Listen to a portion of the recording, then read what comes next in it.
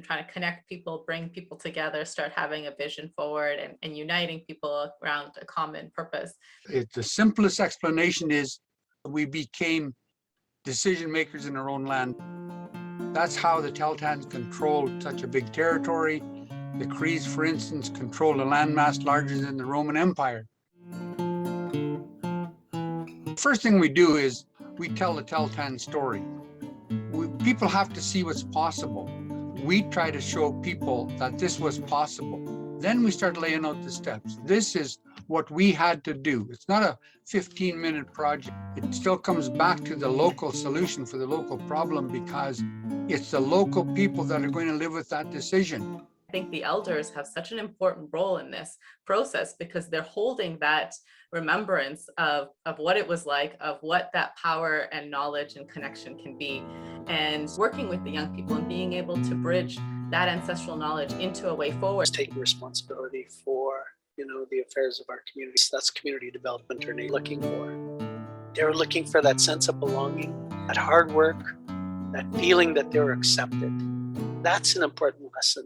It's important for people to realize that Indigenous people are seeking their land in order to steward it for the well-being of everybody.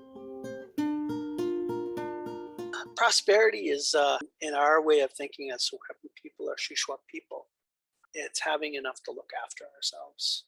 It's a way of living. It's not about having more than other people, because we're taught in our culture that the best thing that we can do when other people are hurting or are not having enough is to reach out to them and give them.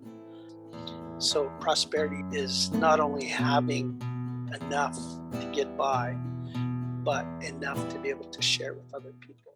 And whether that's knowledge, whether that's food, whether that's your spiritual teachings. I see us autonomous, making our own decisions, having our own institutions, making choices that will secure our future, free ourselves to go beyond these boundaries. In Yoruba tradition, it's every person comes with a purpose. You're not born by accident and you're not born just to exist. You're born with a reason. There's a reason you're here. There's a gift you have to give. My prayer was to keep what is ours, what we have left, and to go back to that way where we used to live in abundance, where we looked after each other. We took care of each other, and we took care of the land, and the land took care of us. That was the Aubu Amurnu that you often hear us say. The business that I'm working on is called Streetside, and the idea of it is that it's a commerce on delivery software as a service, an aspect of it that's going to connect a lot of our Garifuna people for the products that they produce and distribute it across the country as well. And we have the software and the technology that's going to help to facilitate that process.